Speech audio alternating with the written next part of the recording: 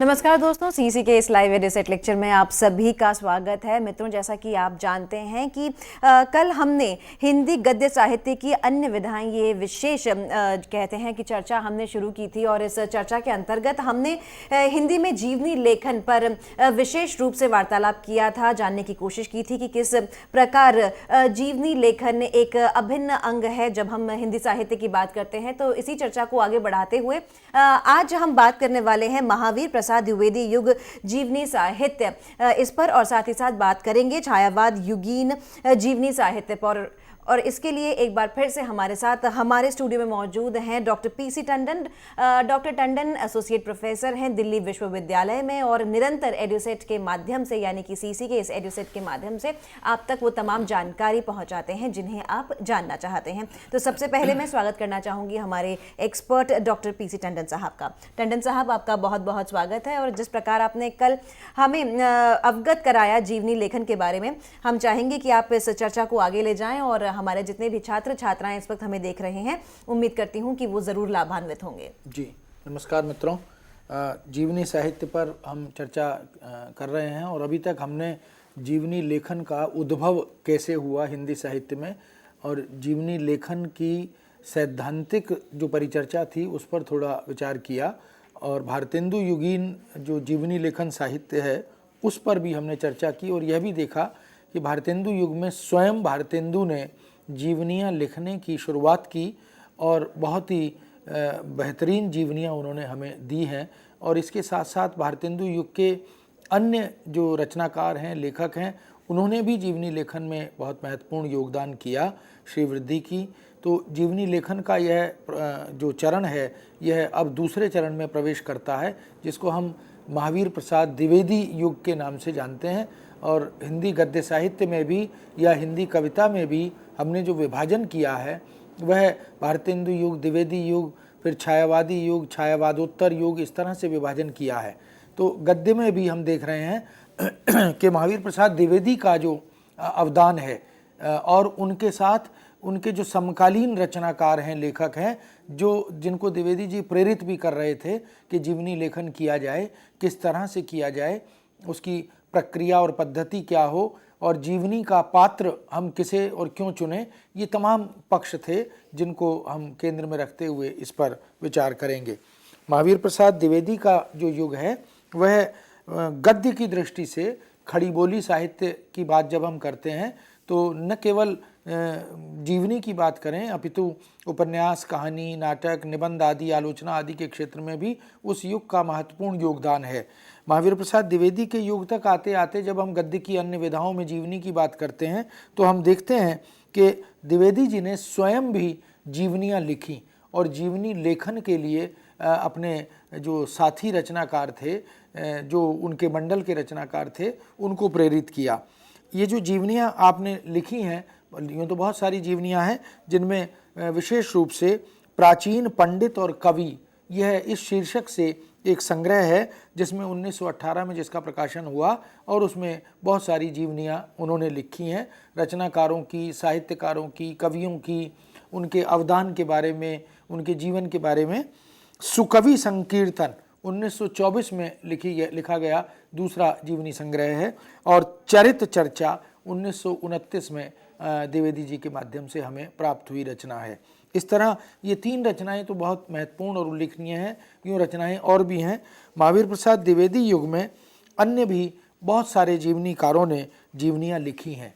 इन सभी प्रकार की जीवनियों में राष्ट्रीय प्रतिभाओं को चुना गया, जो राष्ट्र के स्तर पर जिनका उल्लेखनीय, रेखांकित किए जाने योग्य जो अवदान है, जो प्रदेय है, उसको ध्यान में रखकर सामाजिक सांस्कृतिक महापुरुषों को, जिनका समाज और संस्कृति में योगदान उल्लेखनीय है, ऐसे महापुरुषों पर भी जीवनियाँ लिखी गई हैं। चिंतक और विचारक जो उस समय राष्ट्र के लिए, विश्व के लिए अपने विचार श्रृंखला से, अपनी चिंतन धारा से सबको उपकृत कर रहे थे, उनको भी चुना गया। धर्म प्रवर्तक बहुत सारे ऐसे जो धर्म के वास्तविक अर्थ को स्पष्ट कर रहे थे, धर्म की विद्रूपताओं का विरोध कर रहे थे, ऐसे धर्म प्रवर्तकों पर भी जीवनियाँ लिखी गईं। ऐतिहासिक गौरव के नेता, जिनको हम राष्ट्रीय राष्ट्र पुरुष कहते हैं, जिनके ऊपर हमारा देश या राष्ट्र या राष्ट्रवासी गर्व करते हैं, ऐसे ऐतिहासिक गौरव के नेताओं पर भी जीवनियाँ लिखी गईं। और बहुत सी महिलाओं पर भी जिनका उल्लेखनीय योगदान समाज, संस्कृति, सभ्यता, शिक्षा या स्वातंत्र्य चेतना आदि क्षेत्रों में रहा है, ऐसे रचनाकारों को लेकर, ऐसे समाज सुधारकों को लेकर, ऐसे संत प्रवृत्ति के व्यक्तित्वों को लेकर जीवनियाँ लेखन का सिलसिला यहाँ द्विवेदी युग में बहुत तेज़ी से आगे बढ़ता गया। इन सभी जीवनियों को सुविधा की दृष्टि से यदि हम विभक्त करें तो 5 वर्गों में विभक्त कर सकते हैं। पहला है आर्य समाज के प्रवर्तक महर्षि स्वामी दयानंद सरस्वती तथा अन्य महापुरुषों से संबंधित जीवनियाँ। स्वामी दयानंद सरस्वती ने उस समय के भारत को, उस समय के भारतीयों को और पूरे विश्व को अपनी वैचारिकता से, अपने दर्शन से, अपने समाज सुधार करने वाली नीतियों से प्रभावित किया था। तो उन पर या उनके समकालीन उसी प्रकार की वैचारिकता से जुड़े हुए महापुरुषों पर बहुत सारी जीवनियाँ लिखी गईं। दूसरा वर्ग अगर हम देखें तो राष्ट्रीय गौरव के महापुरुषों से संबद्ध जीवनियाँ भी बहुत सी लिखी गईं। ऐतिहासिक महापुरुषों पर लिखी गई जीवनियाँ तीसरे वर्ग में हम रख सकते हैं, जिनका इतिहास की दृष्टि से महत्व है। ऐसे भी महापुरुष हमें मिलते हैं। विदेशी महापुरुषों, चिंतकों, दार्शनिकों आदि से संबंधित जीवनियाँ भी लिखी गई हैं। बहुत सारे विदेशी चिंतकों, विचारकों ने, समाज सुधारकों ने या शिक्षाविदों ने हमें प्रभावित किया, उनकी विचारधारा से हम लाभान्वित हुए, तो हमारे यहाँ के जीवनीकार उनकी जीवनी लिखने के लिए भी प्रेरित हुए और उन्होंने वैसा कार्य भी किया है। 5वां और अंतिम वर्ग है महान, प्रेरक और नेतृत्व प्रदान करने वाली वह महिलाएं जिन पर राष्ट्र को गर्व है। उन्होंने भी अपना योगदान निश्चित रूप से राष्ट्र विकास में, सामाजिक परिष्कार में, सांस्कृतिक उन्नयन में, हर तरह से उनकी भूमिका रही है। ऐसी भारतीय जो वीरांगनाएं हैं, भारतीय जो महिलाएं हैं, उनका भी जीवनी लेखन में निश्चित रूप से महत्वपूर्ण स्थान रहा है। इस दौर में आर्य समाज की लोकप्रियता, आर्य समाज के समाज सुधार हेतु किए गए अनेक कार्य, इनके कारण सर्वाधिक जीवन चरित्र महर्षि दयानंद सरस्वती के लिखे गए। जीवनीकारों ने अलग अलग दृष्टि से महर्षि जी के जीवन, व्यक्तित्व और कृतित्व के अनेक पक्षों को उजागर किया। जहाँ कहीं भी उनकी भूमिका उल्लेखनीय बन पड़ी, चाहे वो उनका स्वभाव हो, चाहे उनके विचार हों, चाहे उनकी दृष्टि हो, चाहे उनके अतीत की गौरव गाथा का संदर्भ हो, ऐसे तमाम पक्षों में उनके महत्वपूर्ण अवदान को उजागर करते हुए महर्षि दयानंद सरस्वती पर बहुत सारी जीवनियाँ लिखी गईं। समय समय पर जीवनी लेखक उनसे प्रभावित होते रहे और उनके अलग अलग आयामों को अलग अलग बिंदुओं के माध्यम से उजागर किया जाता रहा। श्री रामविलास शारदा एक लेखक हैं, जीवनीकार हैं, जिन्होंने आर्य धर्मेंदु जीवन महर्षि, आर्य धर्मेंदु जीवन महर्षि नाम से शीर्षक से महर्षि सरस्वती जी की, दयानंद सरस्वती जी की उन्होंने जीवनी प्रस्तुत की। यह जीवनी 1901 में प्रकाशित हुई। दयाराम दूसरे जीवनीकार हैं जिन्होंने दयानंद चरितामृत नाम से 1904 में एक अन्य जीवनी महर्षि दयानंद पर लिखी थी। चिम्मन लाल वैश्य ने स्वामी दयानंद नाम से शीर्षक से 1907 में एक जीवनी लिखी और अखिलानंद शर्मा ने दयानंद दिग्विजय नाम से 1910 में एक जीवनी लिखी। हम देख सकते हैं कि स्वामी दयानंद सरस्वती का व्यक्तित्व, कृतित्व, वह किस तरह से समाज के लिए, देश के लिए प्रेरक बनकर हमारे सामने आता है कि उनके इस अवदान से अनेक रचनाकार, अनेक जीवनीकार प्रभावित होते हैं। महावीर प्रसाद द्विवेदी युग आज़ादी से पहले का वह युग है जब राष्ट्रीय चेतना का बिगुल चारों ओर बजना प्रारंभ हो गया था। भारतीय जनमानस अंग्रेजी शासन को नष्ट करने के लिए कटिबद्ध हो गया था। ऐसे में राष्ट्र पुरुषों की जीवनियाँ, महान सेनानियों तथा देशभक्तों की जीवनियाँ भी जीवनीकारों के लिए बहुत प्रेरणा का विषय बनी और उन्होंने ऐसे व्यक्तित्वों को चुन लिया और एक एक करके उन पर जीवनियाँ लिखनी प्रारंभ की। वस्तुतः जीवनी लिखने का उद्देश्य यह था कि इनके सामाजिक, सांस्कृतिक या राष्ट्रीय योगदान को, उनके अवदान को, उनके त्याग को भारतवासी जान सकें, उनके मन में उनके प्रति जो श्रद्धा है वो पहले से और अधिक बढ़ सके। तो ये एक मूलतः प्रेरक भाव जीवनियाँ लिखने का रहा है। इस युग में लिखी गई ऐसी बहुत सारी जीवनियाँ हैं जिनका उल्लेख किया जा सकता है, लेकिन कुछ जो महत्वपूर्ण हैं उनका उल्लेख हम करते चलें।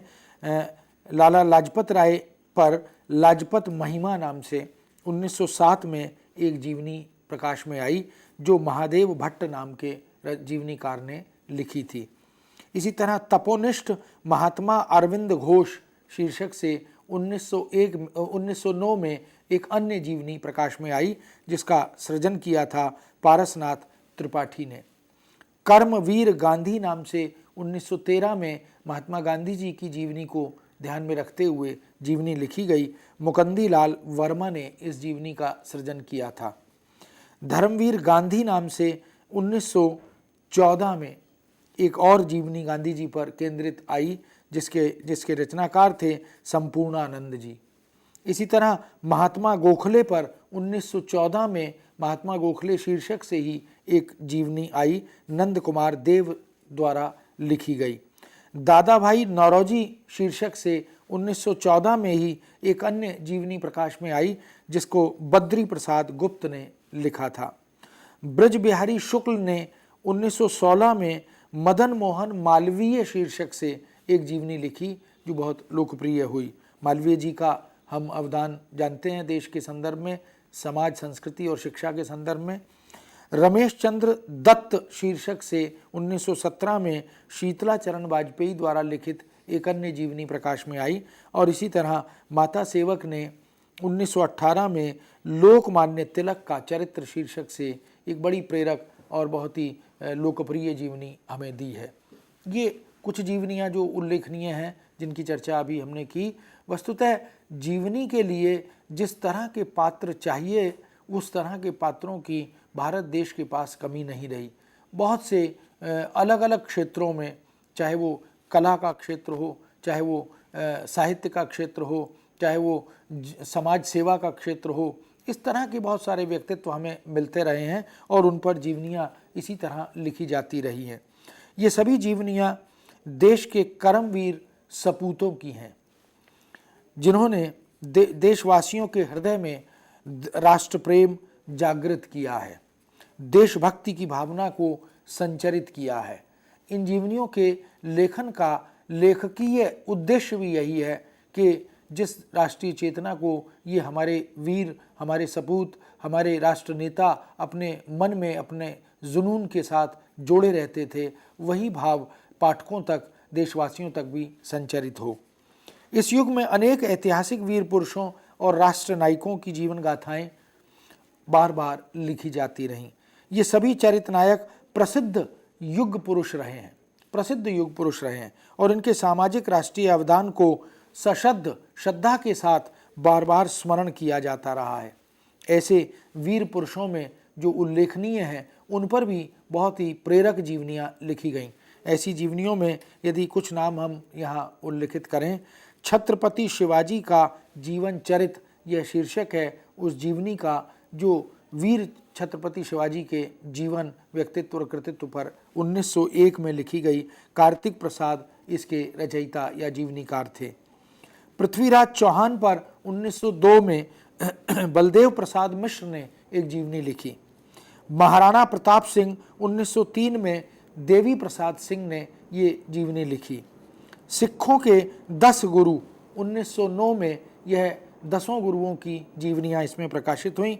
ज्वाला दत्त शर्मा द्वारा यह जीवनी संग्रह हमारे सामने आया। गुरु गोबिंद सिंह जो सिखों के 10वें गुरु माने जाते हैं, 1914 में गुरु गोबिंद सिंह शीर्षक से आनंद किशोर मेहता ने एक बड़ी महत्वपूर्ण जीवनी हमें दी।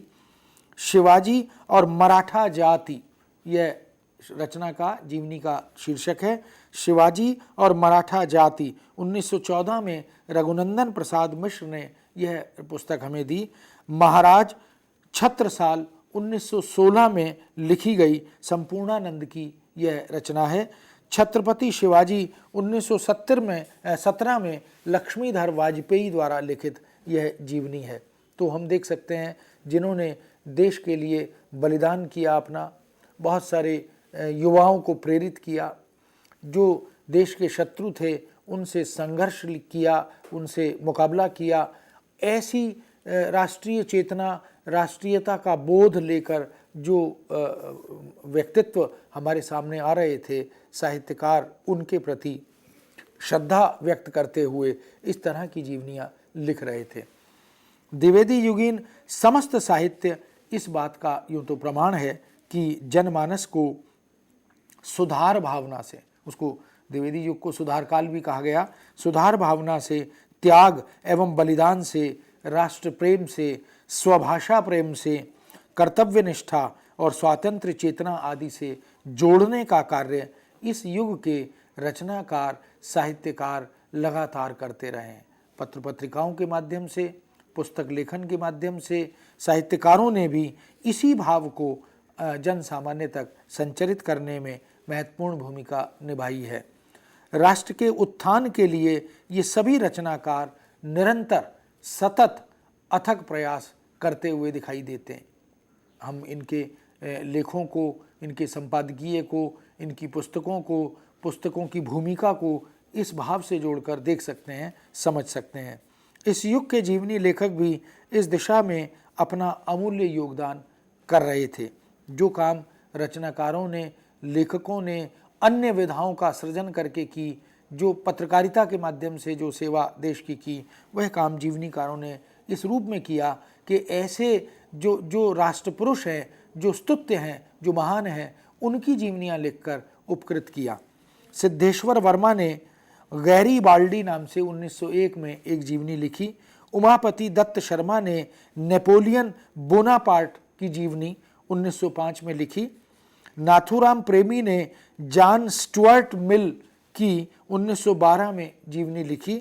ब्रह्मानंद ने जर्मनी के विधाता शीर्षक से 1914 में एक जीवनी लिखी। ये जीवनियाँ इस बात की प्रमाण है कि हमारे रचनाकारों ने, साहित्यकारों ने, जीवनी लेखकों ने न केवल भारतीय युग पुरुषों को अपितु विश्व के उन युग पुरुषों को भी जीवनी लेखन के लिए चुना जिनका अवदान मानव सेवा के लिए, समाज सेवा के लिए, भाषा, साहित्य और शिक्षा जगत के लिए है, वैचारिकता और दार्शनिकता के लिए है। उन सबको एक एक करके जीवनी के लिए चुनते रहे।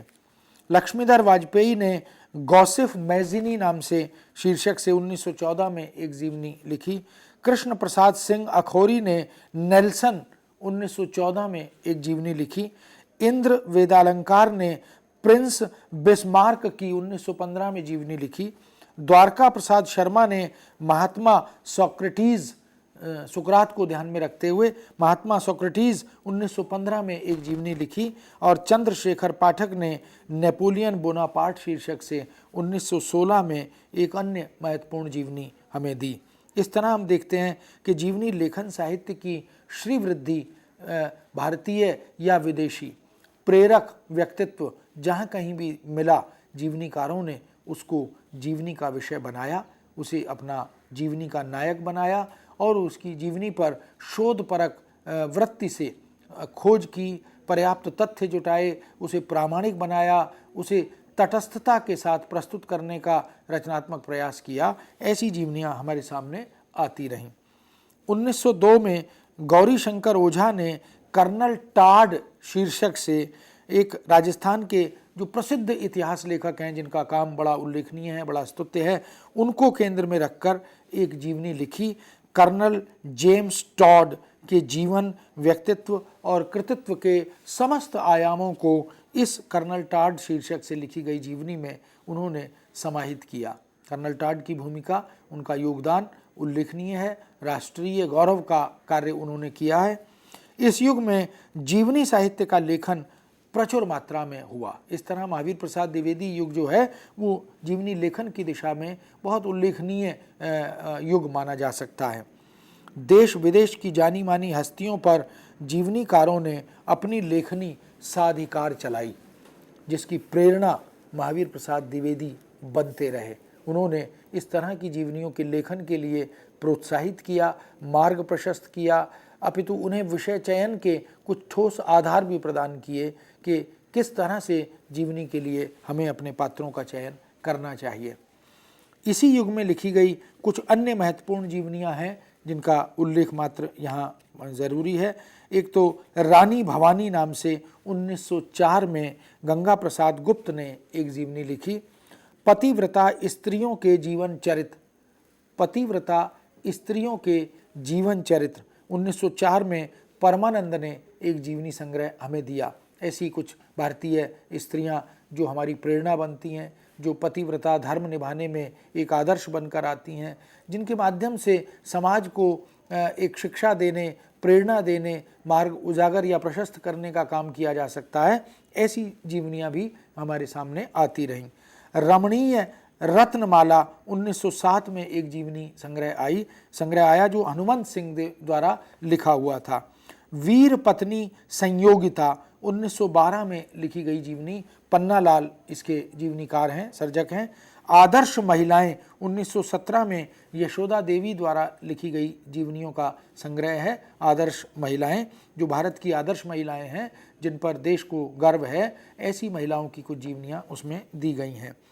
ऐतिहासिक स्त्रियां 1912 में, जो हमारा इतिहास का महत्व की दृष्टि से, ऐतिहासिकता की दृष्टि से जिनके महत्व को हम हमेशा स्मरण करते हैं, नतमस्तक होते हैं, ऐसी ऐतिहासिक स्त्रियों का ध्यान रखते हुए 1912 में एक संग्रह जीवनियों का आया। द्वारका प्रसाद चतुर्वेदी ने इस संग्रह को तैयार किया। विदुषी स्त्रियां भाग 1 और भाग 2 1912 में 2 खंडों में यह संग्रह प्रकाशित हुआ। देवेंद्र प्रसाद जैन ने इसका सृजन किया। भारतीय विदुषी 1912 में और भारतवर्ष की वीर माताएं 1913 में, रामजी लाल वर्मा ने ये जो संग्रह है भारतवर्ष की वीर माताएं 1913 में हमें दिया। रानी दुर्गावती 1914 में लालता प्रसाद वर्मा द्वारा लिखित रचना है। नूर जहां सूर्य नारायण त्रिपाठी द्वारा लिखित 1912 में एक जीवनी है। और झांसी की रानी लक्ष्मीबाई 1918 में रामानंद द्विवेदी द्वारा लिखित जीवनी है। हम देख सकते हैं कि जीवनीकारों ने ये तमाम ऐसे पात्रों को, तमाम ऐसे प्रेरणा पुंजों को चुना जिनकी आवश्यकता, जिनके योगदान, अवदान, इसकी जानकारी देश के बाल समुदाय, युवा समुदाय या प्रौढ़ समुदाय, स्त्री पुरुष सभी को दी जानी आवश्यक थी। उन्होंने ऐसी जीवनियाँ लिखकर हिंदी जगत को बहुत ही उपकृत किया, लाभान्वित किया। हम देख सकते हैं कि द्विवेदी युगीन जीवनी लेखन हिंदी साहित्य को निरंतर संपन्न, समृद्ध करता रहा, उसकी श्रीवृद्धि करता रहा। भारतीय महिलाएं हों या वीरांगनाएं हों, भारतीय ऐतिहासिक पुरुष हों, भारतीय धार्मिक नेता हों, संत हों, महात्मा हों, सभी को उन्होंने, और देश के ही नहीं विदेश के ऐसे प्रेरक व्यक्तित्व, ऐसे ऐतिहासिक महत्व के व्यक्ति और उनके अवदान को ध्यान में रखकर इस तरह की जीवनियाँ लिखी जाती रही हैं। विषय और व्यक्ति के चयन में विविधता और पर्याप्त समृद्धि इस जीवनी साहित्य में हम देख सकते हैं। और अभिव्यक्ति का कौशल, भाषा और शिल्प शैली के नए प्रयोग, इसकी शुरुआत भी महावीर प्रसाद द्विवेदी युग में हमें जीवनी साहित्य में देखने को मिलती है। तो मित्रों, भारतेंदु युग के बाद द्विवेदी युगीन जीवनी लेखन की दिशा, उसके आयाम, उसके पात्र या जीवनी के जो नायक हैं, जो आलंबन हैं, उनकी चर्चा भी हमने अभी की। अब हम इससे अगले युग की ओर अग्रसर होते हैं, जिसको हम हिंदी साहित्य का बड़ा महत्वपूर्ण काल मानते हैं। वह छायावादी युग है। छायावाद कविता की दृष्टि से, नाटकों की दृष्टि से, गद्य साहित्य की दृष्टि से बहुत ही महत्वपूर्ण काल माना जाता है। इसी छायावादी युग में हिंदी साहित्य में जो जीवनियाँ लिखी गईं, उनका अवदान भी, उनकी भूमिका भी उल्लेखनीय है, महत्वपूर्ण है। और हम देखते हैं कि छायावाद का युग राष्ट्रीयता का युग माना जाता है। देशभक्ति का युग माना जाता है। हिमाद्रि तुंग श्रृंग से प्रबुद्ध शुद्ध भारती, स्वयं प्रभा समुज्ज्वला स्वतंत्रता पुकारती, ये छायावादी कविता का जो तेवर था, छायावादी कहानियों, उपन्यासों और नाटकों का जो तेवर था, उसको देखकर हम ये कह सकते हैं कि राष्ट्रीय गौरव की गाथा का वह काल था, अतीत के गौरवगान का वह युग था। इस युग के कवि एवं गद्यकार, समालोचक या रचनाकार राष्ट्रीयता की भावना से, स्वदेश और स्वाभिमान की भावना से, जो स्वदेशी का स्वाभिमान है उसकी चेतना से सदैव ओतप्रोत रहे हैं। ऐसे कवियों ने, ऐसे गद्यकारों ने निश्चित ही छायावादी साहित्य को बहुत ही महत्वपूर्ण बना दिया है। ऐसे में इस युग में लिखी गई जीवनियाँ भी राष्ट्र नायकों, राष्ट्रीय प्रहरियों को आधार बनाकर हमारे सामने आईं। इतिहास प्रसिद्ध महापुरुषों और प्रेरक तथा महान भारतीय महिलाओं के जीवन, व्यक्तित्व और उनके कार्यक्षेत्रों का, उनके कृतित्व आदि का जो महत्वपूर्ण योगदान रहा, उसको जीवनी लेखन का आधार इन रचनाकारों ने बनाया। ऐसे जीवनी लेखकों की प्रमुख जीवनियों में यदि हम उल्लेख करें तो हम देख सकते हैं कि नवजादिक लाल श्रीवास्तव ने एक जीवनी लिखी, देशभक्त लाला लाजपत राय। लाला लाजपत राय का योगदान स्वातंत्र चेतना में, देश की आज़ादी में बहुत महत्वपूर्ण है। वही उन्हीं पर देशभक्त लाला लाजपत राय शीर्षक से 1920 में एक बड़ी चर्चित महत्वपूर्ण जीवनी हमारे सामने आई। ईश्वरी प्रसाद शर्मा ने बाल गंगाधर तिलक शीर्षक से 1920 में एक दूसरी जीवनी लिखी। ये जीवनी तिलक पर है और पहली जीवनी लाला लाजपत राय पर है। हम देख सकते हैं कि जितने भी स्वतंत्रता सेनानी थे, जितने भी हमारे राष्ट्र नेता थे, उनको आधार बनाकर जीवनियाँ लिखने का यह सिलसिला चलता रहा। रामदयाल तिवारी ने गांधी मीमांसा नाम से 1921 में एक जीवनी लिखी। रामनरेश त्रिपाठी ने गांधी जी कौन हैं 1921 में इस शीर्षक से एक जीवनी लिखी। नरोत्तम दास व्यास ने गांधी गौरव शीर्षक से एक अन्य जीवनी हमें दी और डॉक्टर राजेंद्र प्रसाद ने चंपारण में महात्मा गांधी शीर्षक से 1922 में एक जीवनी हमें दी। नंद कुमार देव शर्मा ने लाजपत महिमा 1922 में फिर से लाला लाजपत राय पर एक जीवनी हमारे सामने प्रकाश में आई। व्यथित हृदय रचनाकार हैं, जीवनीकार हैं। उन्होंने पंडित जवाहरलाल नेहरू पर 1926 में पंडित जवाहरलाल नेहरू शीर्षक से एक जीवनी लिखी। गणेश शंकर विद्यार्थी ने श्री गांधी शीर्षक से 1931 में एक जीवनी लिखी। गणेश शंकर विद्यार्थी बड़े जाने माने पत्रकार हैं। इंद्र वाचस्पति ने जवाहरलाल नेहरू 1933 में इस शीर्षक से एक जीवनी लिखी। जगपति चतुर्वेदी ने लाला लाजपत राय 1938 में इस शीर्षक से जीवनी लिखी और मनमथ नाथ गुप्त ने चंद्रशेखर आज़ाद शीर्षक से 1938 में एक जीवनी लिखी। हम देख सकते हैं कि आज़ादी की लड़ाई लड़ने वाले, देश की स्वतंत्रता का स्वप्न और उस स्वप्न का बीज वपन करने वाले जितने भी राष्ट्र नेता थे, जो हमारे लिए पूज्य हैं, श्रद्धेय हैं, जिनके बलिदान से, जिनके त्याग से, जिनके संघर्ष से आज हम आज़ादी का आनंद ले पा रहे हैं, ऐसे महान राष्ट्र नायकों पर बहुत सारी जीवनियाँ लिखी। धन्य हैं वो जीवनी लेखक भी जिन्होंने ऐसे राष्ट्र नायकों को चुना और उनके जीवन, व्यक्तित्व, कृतित्व का आंतरिक और बाह्य सभी पक्षों का अवलोकन हमें कराया, उनसे अवगत कराया। ये महत्वपूर्ण एक तरह से योगदान इन जीवनीकारों का भी माना जाता है। इस युग में सर्वाधिक जीवनियाँ, जैसा हमने देखा भी, महात्मा गांधी की लिखी गईं। कारण वे सर्वाधिक लोकप्रिय नेता न केवल देश में अपितु पूरे विश्व में थे।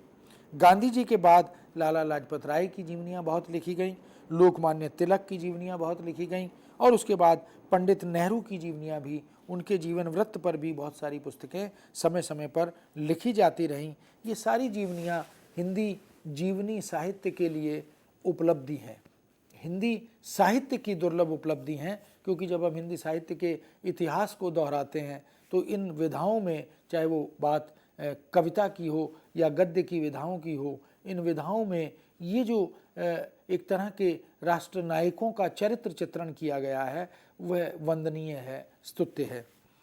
महावीर प्रसाद द्विवेदी युग में भारत के इतिहास पुरुषों, महापुरुषों और राष्ट्र नायकों पर तो जीवनियाँ लिखी ही गई थीं। छायावाद तक आते आते ये जीवनियाँ एक अन्य रूप में, एक अलग रूप में हमारे सामने आने लगी। हम देखते हैं रामनरेश त्रिपाठी ने पृथ्वीराज चौहान शीर्षक से एक जीवनी लिखी, संपूर्णानंद ने सम्राट हर्षवर्धन शीर्षक से एक 1920 में जीवनी लिखी, चंद्रशेखर पाठक ने राणा प्रताप सिंह 1920 में एक अन्य जीवनी लिखी, सुख संपत्ति राय भंडारी ने शिवाजी शीर्षक से 1925 में एक जीवनी लिखी, राम वृक्ष शर्मा ने महाराणा प्रताप सिंह 1927 में एक अन्य जीवनी हमें दी, गौरी शंकर हीराचंद ओझा ने चंद्रगुप्त विक्रमादित्य शीर्षक से 1932 में एक बड़ी प्रेरक जीवनी हमें दी, और गंगा प्रसाद मेहता ने दुर्गा दास शीर्षक से 1938 में एक अन्य जीवनी हमें प्रदान की। हम देख सकते हैं कि ये सारे वो इतिहास पुरुष हैं जिन पर इतिहास को गर्व है, गौरव है। आज भी हम इन सब के समक्ष नतमस्तक होते हैं, क्योंकि इन्हीं की कृपा से, इन्हीं के प्रताप से आज हम आज़ादी का लाभ उठा पा रहे हैं। ये महापुरुष राष्ट्रनायक के रूप में हमारे सामने उभर कर आते रहे हैं। हिंदी जीवनी लेखन परंपरा को इसी तरह एक के बाद एक रचनाकारों ने, जीवनीकारों ने संपन्न किया, समृद्ध किया, और वे विषय और जो नायक हैं उनका चयन समय सापेक्ष, संदर्भ सापेक्ष करते चले गए। देश के अनेक प्रतिष्ठित, समादृत और निष्ठावान महिलाओं को भी जीवनी लेखन के लिए चुना गया। इतिहास प्रसिद्ध विभिन्न कार्य क्षेत्रों में अपनी अपनी सेवाएं देने वाली, अपनी प्रतिभा का लोहा मनवाने वाली ऐसी अनेक वीरांगनाओं के चरित्र, उनके जीवन और उनके कृतित्व आदि को स्मरण करते हुए, उनका उल्लेख करते हुए जीवनीकारों ने ऐसी अनेक जीवनियाँ लिखी हैं। शिव व्रतलाल बर्मन ने सच्ची देवियाँ शीर्षक से 1921 में एक जीवनी संग्रह हमें दिया। मनोरमा बाई ने विद्योत्तमा शीर्षक से 1924 में एक जीवनी लिखी जो बहुत लोकप्रिय हुई। ज़हूर बख्श ने आर्य महिला रत्न नाम से 1924 में एक जीवनी लिखी। जटाधर प्रसाद शर्मा विमल ने अहिल्याबाई शीर्षक से 1926 में एक जीवनी लिखी। जगन्नाथ शर्मा ने रमणी नवरत्न 1927 में इस शीर्षक से एक जीवनी लिखी, और भगवत दत्त ने भारतीय महिला 1935 में एक जीवनी लिखी।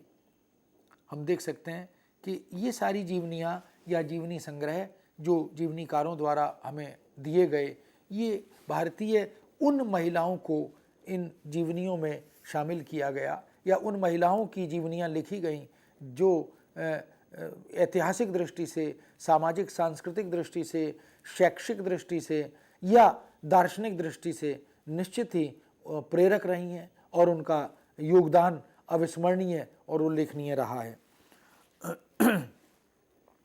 जीवनी लेखन की प्रेरणा जीवनीकार के लिए चुने गए पात्र की राष्ट्र सेवा है, राष्ट्र प्रेम है, राष्ट्रभक्ति है, जन सेवा है, उनकी वीरता है, उनकी ओजस्विता है, उनकी धर्मपरायणता है, उनकी कर्तव्यनिष्ठा है। ऐसे तमाम गुण, ऐसे तमाम मूल्य जो इन पात्रों में, इन राष्ट्रनायकों में, इन जीवनी के योग्य जिनको समझा गया, उनमें ये सारे गुण हमें प्राप्त होते हैं, मिलते हैं।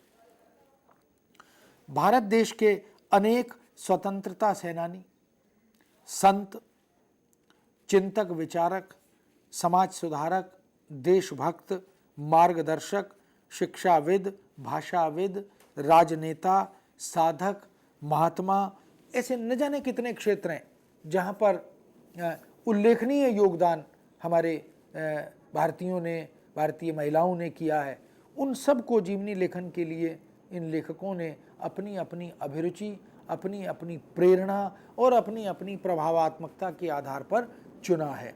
और एक एक राष्ट्रनायक पर अनेक अनेक जीवनियाँ भी लिखी गई हैं और सभी में कुछ न कुछ मौलिकता, कुछ न कुछ नवीनता, कुछ न कुछ प्रेरणा, इन बिंदुओं को उजागर करने का प्रयास किया गया है। हम कहते हैं कि जाकी रही भावना जैसी, प्रभु मूरत देखी तिन तैसी। जीवनीकारों ने जो गुण किसी एक जीवनी में समाहित नहीं हो पाए, छूट गए, या जिन गुणों से जीवनीकार अत्यधिक प्रभावित है, उनको विस्तार दे रहा है, उनके विषय में चर्चा अपनी दृष्टि से, अपने सोच से कर रहा है। यह इस रूप में हमारे सामने जीवनियाँ आती रही हैं।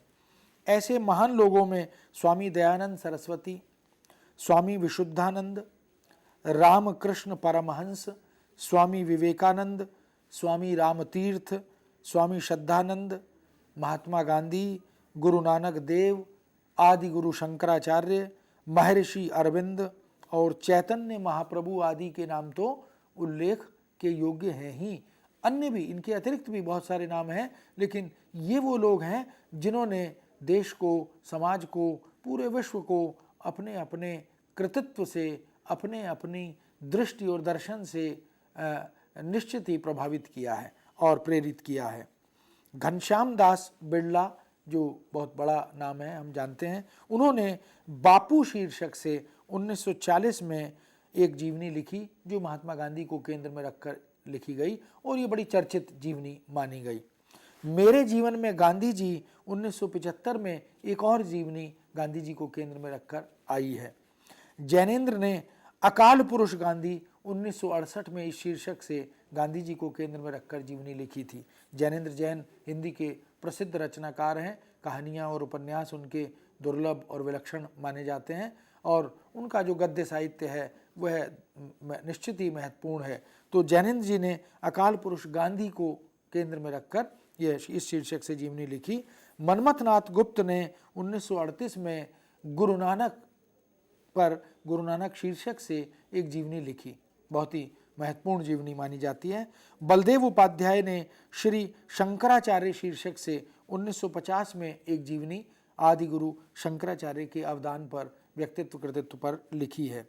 हंसराज रहबर ने योद्धा सन्यासी विवेकानंद, योद्धा सन्यासी विवेकानंद इस शीर्षक से एक बड़ी दुर्लभ जीवनी हमें दी। रहबर जी क्रांतिकारी के रूप में जाने जाते हैं, उन्होंने भी महत्वपूर्ण काम गद्य और पद्य लेखन में किया है। ऐसी जीवनियाँ निश्चित ही हिंदी जगत के पाठकों को उपकृत करती हैं, उनकी अभिरुचि को परिष्कृत करती हैं, उन्हें प्रेरित करती हैं और आगे बढ़ने का साहस, ऊर्जा प्रदान करती हैं। द्विवेदी युग सुधारवादी युग था, इसलिए जीवनी के लिए पात्र भी समय सापेक्ष ही चुने गए थे। साहित्यकारों पर जीवनियाँ बहुत कम लिखी गई थीं, किंतु छायावादी युग तक आते आते जीवनी लेखन की यह बड़ी उपलब्धि थी कि साहित्यकार भी अब जीवनी के पात्र बनने लगे थे। लेखन की परंपरा तो पुष्ट समृद्ध हो ही रही थी, जीवनी के आलंबन भी अब बदलने लग गए थे। देश विदेश के पात्र जीवनी में आने लगे थे और साहित्यकारों पर, समाज सुधारकों पर इस तरह से जीवनियाँ लिखने का काम भी चलने लगा था। साहित्यिक व्यक्तित्वों पर, साहित्यकारों पर जीवनी लेखन का यह सिलसिला छायावादी युग में थोड़ा तेज़ी से कुछ मुखर और प्रखर होकर प्रारंभ हुआ। जैसे आचार्य महावीर प्रसाद द्विवेदी ने प्राचीन पंडित और कवि सुकवि संकीर्तन, ये 2 शीर्षक से जीवनियाँ हमें दी थीं। कार्तिक प्रसाद खत्री ने मीराबाई का जीवन चरित्र इस शीर्षक से जीवनी मीराबाई की लिखी थी और शिवनंदन सहाय ने भारतेंदु हरिश्चंद्र और गोस्वामी तुलसीदास शीर्षक से 1916 में खंडों में, तुलसीदास पर तो 2 खंडों में जीवनी उन्होंने लिखी। ये जीवनियाँ भी प्रकाश में आती चली गईं। श्री बनारसीदास चतुर्वेदी ने 1926 में कवि रत्न सत्यनारायण की जीवनी, कवि रत्न सत्यनारायण की जीवनी इस शीर्षक से उन्होंने जीवनी लिखी और ये जीवनी भी बहुत ही महत्वपूर्ण और प्रेरक बनी। श्रीमती शिवरानी देवी जो प्रेमचंद की धर्मपत्नी हैं, उन्होंने प्रेमचंद घर में इस शीर्षक से प्रेमचंद की जीवनी लिखी। तो जैसा हमने पहले चर्चा की थी कि जीवनी या तो घर का व्यक्ति, परिवार का व्यक्ति, अगर मित्र मंडली का व्यक्ति या कोई साहित्यकार लिखता है तो वह ज़्यादा प्रामाणिक और ज़्यादा विश्वसनीय जीवनी लिख पाता है। इसलिए यह प्रेमचंद घर में यह जीवनी भी इस दृष्टि से बड़ी महत्वपूर्ण मानी जाती है। यह संस्मरणात्मक पद्धति पर लिखी गई जीवनी है, एक नया प्रयोग उसको हम कह सकते हैं, जिसका प्रकाशन सन 1944 में हुआ और मुंशी प्रेमचंद को स्मरण करते हुए उनके जीवन व्यक्तित्व के आंतरिक और बाह्य आयामों को उजागर करते हुए ये जीवनी हमारे सामने आई थी। आगे चलकर जीवनी लेखन अच्छा खासा प्रौढ़ता की ओर बढ़ चला। भारतेंदु युग में चलना सीख रहा था, द्विवेदी युग में चलना सीख गया था और गति पकड़ने लगा था। छायावाद में आकर वह प्रौढ़ता की ओर चलने लगा था, क्योंकि छायावादी कविता भी, छायावादी गद्य भी एक प्रौढ़ता का परिचय हमें देता है। जो बात प्रसाद की, महादेवी वर्मा, निराला या पंत आदि की कविता में या गद्य में देखने को मिलती है, स्वाभाविक है कि वो प्रारंभिक दौर में खड़ी बोली के उस उत्कर्ष को हमारे सामने नहीं ला पाई थी। तो धीरे धीरे प्रौढ़ता अब जीवनी लेखन में भी इस युग में आने लगी थी। अनेक साहित्यिक जीवनियाँ साहित्यकारों पर और साहित्यकारों द्वारा ही लिखी जाने लगी थी। ये भी एक बड़ी उपलब्धि है कि एक साहित्यकार दूसरे साहित्यकार या साहित्यकारों की जीवनियाँ लिख रहा है और उसके साथ न्याय भी कर रहा है।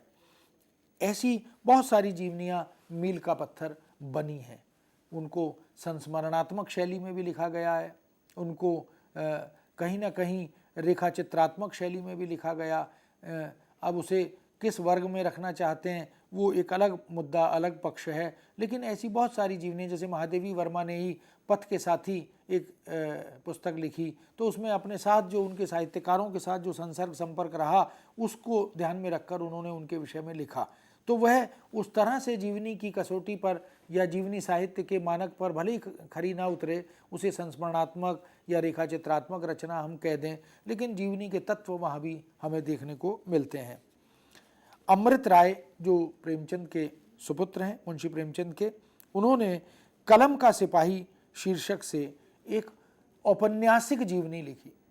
जीवनी लेखन की दिशा में यह रचना मील का पत्थर मानी जाती है। कुछ रचनाएं हैं जिनका उल्लेख हम बार बार करते हैं, जिन्होंने जीवनी क्या होती है, जीवनी लेखन के सिद्धांत क्या होते हैं, जीवनी लेखन की जीवनी लेखक से अपेक्षाएं क्या होती हैं, इन सब मुद्दों को अगर हम चरितार्थ करके देखना चाहते हैं तो ऐसी कुछ जीवनियाँ पढ़ने से हम समझ सकते हैं कि वस्तुतः जीवनी लेखन भी एक कला है और यह कला सबके पास नहीं होती। ये जो कलम का सिपाही शीर्षक से लिखी गई मुंशी प्रेमचंद की जीवनी है, जो उनके सुपुत्र अमृत राय ने लिखी है, वह ऐसा ही एक उदाहरण है।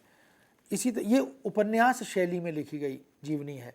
जो आनंद, जो पठनीयता उपन्यास में होती है, वह पठनीयता, वह आनंद, वह रोचकता, वह बांध लेने की कला इस रचना में हमें मिलती है। एकदम परत दर परत मुंशी प्रेमचंद, उनका जीवन व्यक्तित्व खुलता चला जाता है हमारे सामने। विष्णु प्रभाकर द्वारा लिखित शरत चंद की जीवनी आवारा मसीहा, ये एक दूसरा माइलस्टोन, एक दूसरा मील का पत्थर है।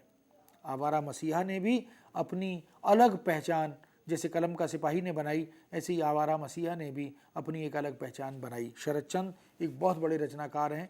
अमृत राय भी, जिन्होंने कलम का सिपाही लिखी, वो भी बहुत अच्छे प्रसिद्ध और स्थापित साहित्यकार हैं। वो अपने पिता की जीवनी लिख रहे हैं। इधर विष्णु प्रभाकर एक बड़े रचनाकार हैं, कवि के रूप में, नाटककार के रूप में, गद्यकार के रूप में। उन्होंने शरतचंद को चुना और शरतचंद का जो जीवन व्यक्तित्व है वो कुछ विवादास्पद सा जान पड़ता है, लेकिन शरतचंद को उन्होंने आवारा मसीहा शीर्षक से चरितार्थ किया और वो बहुत ही लोकप्रिय और पठनीय जीवनी बनकर हमारे सामने आई। रामविलास शर्मा द्वारा लिखित पुस्तक निराला की साहित्य साधना है, तो ये कहते तो इसे हम आलोचनात्मक ग्रंथ हैं, लेकिन कुछ आलोचकों ने इसे जीवनी परक आलोचना का शीर्षक के वर्ग में भी रखा है। वस्तुतः निराला की साहित्य साधना के अंतर्गत निराला को, उनके जीवन व्यक्तित्व को समझने समझाने की कोशिश भी रामविलास जी ने इस रचना के माध्यम से की है। भगवती प्रसाद सिंह ने महामहोपाध्याय गोपीनाथ कविराज शीर्षक से गोपीनाथ कविराज की एक जीवनी लिखी जो बहुत लोकप्रिय हुई और उसको बहुत बड़ी संख्या में पाठक मिले और लोगों ने सराहा भी। मनीषी की लोक यात्रा, यह शीर्षक है इस गोपीनाथ कविराज पर लिखी गई जीवनी का, मनीषी की लोक यात्रा। वस्तुतः इस पुस्तक ने भी अपनी उपस्थिति हिंदी जगत में जीवनी लेखन साहित्य के क्षेत्र में विशेष रूप से दर्ज की है। डॉक्टर शांति जोशी ने सुमित्रानंदन पंत की जीवनी इस शीर्षक से पंत जी की जीवनी भी लिखी है। तो हम देख सकते हैं कि साहित्यकारों ने साहित्यकारों की जीवनियाँ, रचनाकारों की जीवनियाँ लिखी। निश्चित ही वहाँ उनके जीवनी लेखन की कला से हमें कुछ नवीनता, कुछ मौलिकता, कुछ साहित्यिक संस्पर्श का बोध भी होता है। यह एक बड़ी उपलब्धि कही जा सकती है। इस तरह हम देखते हैं कि हिंदी जीवनी लेखन की यह परंपरा, जिसका प्रारंभ भारतेंदु युग से होता है, जहाँ जीवनी लेखन अपने प्रारंभिक दौर में दिखाई देता है, उसने द्विवेदी युग तक आते आते प्रचुर मात्रा में विस्तार पा लिया था। बहुत विस्तार मिलने के बाद विषय क्षेत्र बढ़ता चला गया जीवनी लेखन का, भाषा शैली और रचना पद्धति में बदलाव आता चला गया और छायावाद तक आते आते जीवनी लेखन कला प्रौढ़ होती चली गई। अनेक जीवनियाँ इस युग में भी लिखी गईं, लिखी जाती रहीं, किंतु छायावादोत्तर युग में प्रवेश करते करते जीवनी लेखन की दिशा में अनेक रचनात्मक, प्रशंसनीय, उल्लेखनीय परिवर्तन हुए, प्रयास हुए और अब जीवनी साहित्य में केवल राजनेता, केवल साहित्यकार, केवल प्रेरक पुरुष, उस तरह से संत महात्मा या राष्ट्रीय चेतना से जुड़े हुए लोग यही नहीं रहे। अब इसमें कलाकार भी शामिल हो गए, अब इसमें खिलाड़ी भी शामिल हो गए जिन्होंने खेल के क्षेत्र में बहुत महत्वपूर्ण काम किया। खेल जगत को उनका अवदान अविस्मरणीय है, उनकी भी जीवनियाँ लिखी जाने लगीं। छायावादोत्तर युग में आते आते जो आधुनिक दृष्टि से जिन राष्ट्र नायकों को हम सिनेमा के क्षेत्र में भी देखते हैं, उनकी भी जीवनियाँ लिखी जाने लगीं। बिजनेस के क्षेत्र में, व्यवसाय के क्षेत्र में भी जिनका अवदान उल्लेखनीय है, उन पर भी जीवनियाँ लिखी जाने लगीं। इस तरह हम देखते हैं कि स्वातंत्र्योत्तर जो जीवनी लेखन है 50 के बाद का या 47 के बाद का, या जिसे हम छायावादोत्तर युगीन जीवनी लेखन भी कह सकते हैं, उसमें हम देख सकते हैं कि यह जीवनी लेखन का एक तरह से चरमोत्कर्ष युग इसको हम कह सकते हैं। विश्व की तकनीक, विश्व की वैज्ञानिकता, औद्योगिक प्रगति, मशीनी प्रगति, साहित्य लेखन को, इन सब ने प्रभावित करना शुरू कर दिया था। यह हम प्रारंभिक युग में, आधुनिक युग के शुरुआत में जब भारतेंदु युग की बात करते हैं, तब भी हमने देखा कि कैसे विश्व के उद्योग जगत ने, विश्व की मशीन ने हमारे साहित्य और साहित्यकारों को प्रभावित किया था। आज़ादी के बाद का युग एक दूसरी तरह के परिवर्तन का युग है और इस युग में भी उद्योग और विज्ञान ने, तकनीक और प्रौद्योगिकी ने, मशीन ने हमारे साहित्य और साहित्यकारों को अलग तरह से प्रभावित करना शुरू किया। विदेशी दर्शन, विदेशी दार्शनिक, विदेशी चिंतक, इनकी विचारधारा भी हमारे साहित्य और साहित्यकारों को प्रभावित करने लगी। मार्क्सवाद, विकासवाद, फ्रायडवाद, अस्तित्ववाद, ये सब एक आंदोलन के रूप में हिंदी जगत में हिंदी साहित्यकारों से जुड़ते चले गए। भौतिकता के प्रति आग्रह बढ़ने लगा। जीवन को जीना अब एक तरह से मनुष्य की प्रेरणा बन गया। नैतिक, सामाजिक और सांस्कृतिक उन पारंपरिक मूल्यों का हम ह्रास देखने लगे जिन पर हम कभी गौरव करते रहे। राष्ट्रीयता का मोह अब धीरे धीरे भंग होने लगा था। यह प्रभाव हिंदी जीवनी लेखन पर भी साफ दिखाई देने लगा। यही कारण है कि इस युग तक आते आते हिंदी जीवनी लेखन अपने उत्कर्ष काल में पहुंचता हुआ दिखाई देता है। यही वह समय है जब धार्मिक, सामाजिक, राजनीतिक, ऐतिहासिक, राष्ट्रीय, शैक्षिक या अन्य अनेक अनुशासनों में, क्षेत्रों में कार्यरत महान हस्तियों और जीवनी लेखकों का ध्यान उधर गया, ऐसी हस्तियों पर ध्यान गया और इसलिए उन्होंने उन पर जीवनियाँ लिखनी प्रारंभ की। ये जीवनी के पात्र जो बने, इनमें बहुत सारे विदेशी जो चरित्र नायक हैं उनको भी चुना गया। स्वातंत्र्योत्तर जीवनी लेखन के क्षेत्र में संतों महात्माओं की जीवनियाँ भी लिखी गईं और जो अन्य क्षेत्रों में कार्यरत हैं उनको भी उसी तरह की तवज्जो, उसी तरह का महत्व दिया जाता रहा। श्री हरि बाबा 1947 में इस शीर्षक से पंडित लालता प्रसाद द्वारा लिखित एक जीवनी हमारे सामने आई। महर्षि अरविंद की जीवनी महायोगी शीर्षक से रंगनाथ रामचंद्र दिवाकर द्वारा लिखी गई। उड़िया बाबा की कहानी ब्रह्मचारी शिवानंद आंजनेय द्वारा लिखित एक बहुत ही महत्वपूर्ण जीवनी जो हमारे महाराज जी शीर्षक से 1970 में हमारे सामने आई। महर्षि अरविंद की जीवनी उत्तर योगी शीर्षक से 1972 में शिव प्रसाद सिंह जो हिंदी के जाने माने साहित्यकार हैं उनके माध्यम से प्रकाश में आई। ये इन जीवनियों ने भी अपनी उपस्थिति विशेष रूप से दर्ज की और लोगों का ध्यान, पाठकों का ध्यान, हिंदी जगत के जो अध्येता हैं उनका ध्यान आकृष्ट किया। यही वह समय है जिसमें हिंदी जीवनीकारों का ध्यान लोकप्रिय नेताओं की ओर, विदेशी महापुरुषों या राष्ट्रनायकों की ओर, खिलाड़ियों की ओर, सिने जगत के अभिनेताओं की ओर, उद्योगपतियों की ओर, नायक नायिकाओं की ओर या अन्य क्षेत्रों में, संगीत की दुनिया में, नृत्य की दुनिया में जो बहुत ही उल्लेखनीय कार्य कर चुके हैं, जिनको राष्ट्र नतमस्तक होकर उनका अभिवादन करता है, उन पर भी बहुत सी जीवनियाँ लिखी गईं। हम देख सकते हैं कि 1940 में बापू शीर्षक से बापू की झांकियाँ 1948 में, बापू के कदमों में 1950 में, अकाल पुरुष गांधी 1968 में, इस तरह गांधी जी पर ही बहुत सारी जीवनियाँ इस युग में बार बार लिखी जाती रहीं, जिनमें घनश्याम दास बिड़ला, काका कालेलकर, सुमंगल प्रकाश, सुशीला नायर, राजेंद्र प्रसाद या स्वयं हिंदी के बड़े रचनाकार जैनेन्द्र, इन सब ने जीवनी लेखन के क्षेत्र में महत्वपूर्ण भूमिका निभाई है। तो गांधी जी एक बड़े नायक के रूप में जीवनियों के लिए, जीवनीकारों के लिए प्रेरणा का पुंज बनकर उभरते हैं। गांधी विषयक सर्वाधिक महत्वपूर्ण जीवनी इस युग में जो मानी गई वह थी रोमा रोला की लिखी हुई गांधी जी की जीवनी। इसका हिंदी अनुवाद 1947 में 3 खंडों में आया। महात्मा गांधी विश्व के अद्वितीय पुरुष, इस शीर्षक से रोमा रोला की जीवनी जो हिंदी में अनुवाद होकर 1947 में आई और 3 खंडों में इस जीवनी ने आते ही गांधी जी के विषय में एक अन्य नई तरह की लोकप्रियता का प्रभाव पैदा किया। गांधी जी के अतिरिक्त भगत सिंह, सुभाष चंद्र बोस, पंडित नेहरू या ऐसी अन्य महान हस्तियाँ जो आज़ादी के लिए, जो विदेशी तंत्र से युद्ध करने, संघर्ष करने के लिए प्रस्तुत चरित्र थे, उनकी जीवनियाँ भी लिखी जाती रहीं।